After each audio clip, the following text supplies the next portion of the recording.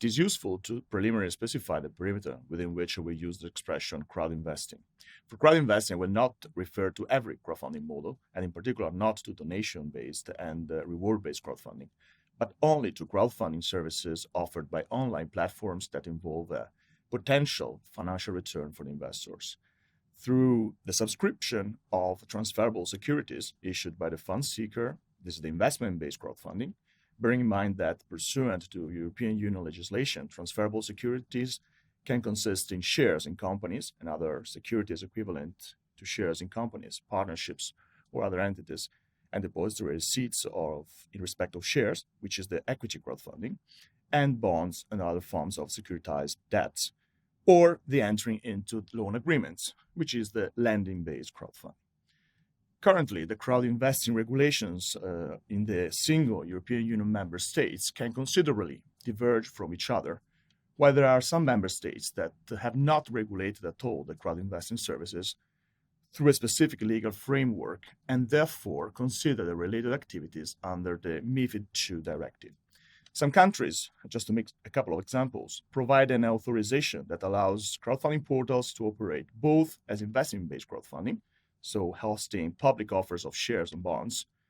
and as lending-based crowdfunding platforms. Some other countries, to the contrary, limit authorization to investment-based services or only to certain investment-based crowdfunding services, limiting the issuing of specific transferable securities, for example, only to equity crowdfunding, as it was in Italy until now. Another example of the fragmentation of the European Union legal framework relates to the upper limits of the threshold regarding the amount of the offers. The member states that provide exemptions from the obligation to publish a prospectus for the offers conducted through crowdfunding platforms shall specify the related threshold under which the exemption becomes applicable. And such threshold can consistently vary from country to country. In Italy, for example, the upper limit has been recently increased from 5 to 8 million euro per year. It is also worth mentioning that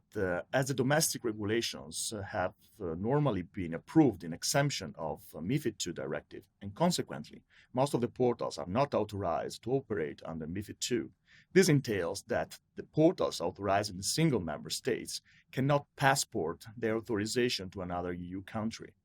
This lack of harmonization causes undeniable problems for the platforms to provide their services cross-border within the European Union,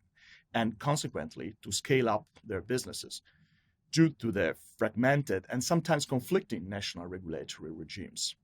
These difficulties regarding particular different licensing regimes, application of different thresholds and exemptions under the existing European Union legislation, different definitions of crowdfunding portals' business models, and different investor protection measures compared to similar risks.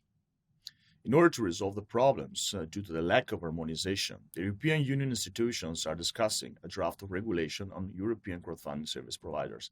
which is aimed at establishing a European label for investment and lending-based crowdfunding platforms and enabling cross-border activities. While waiting for the approval of such regulation, which is foreseen for May 2019, and its application, which is foreseen after circa 1 year from its approval, the European crowd investing portals will continue to face the above-mentioned problems to operate cross-border, and this would require compliance with different regulations. In any case, an overview of the domestic regulations on crowd investing shows that practically all member states that specifically regulated this phenomenon provide a set of minimum measures aimed at ensuring proper management and the possession of certain requirements and protecting the investors by focusing in particular on sound risk management and adequate information disclosure. In particular, the following legal and compliance issues have been taken into account by most of the member states. Conditions and procedures for authorization, in this case, investment-based crowdfunding portals can be authorized within the following models. Under the domestic laws implementing MiFID II, under an ad hoc MiFID II exempted regime, by being authorized for services and activities related to financial instruments not falling within MiFID II or outside the MiFID II framework. Such models are usually not exclusive and can normally be combined. In Italy, for example, platforms can decide to be authorized under Model 1 if the related requirements are met, or Model 2. In order to operate on the market and provide credit to consumers or credit brokerage services, the lending-based crowdfunding portals can be obliged to seek for specific license to carry out lending crowdfunding activities under bespoke regimes, or to have a general trade license requested for such activities by the domestic legislations.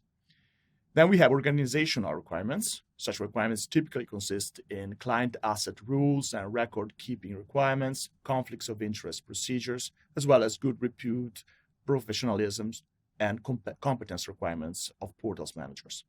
Then we have the conduct of business obligations, which are, for example, the duty to carry out the appropriateness test in order to understand if the retail investors are appropriate for the investment they want to make, the need to conduct a due diligence on the offers, the obligation to disclose the predetermined criteria used for the selection of the projects, the duty to provide know your customer procedures and risk warnings on the platform.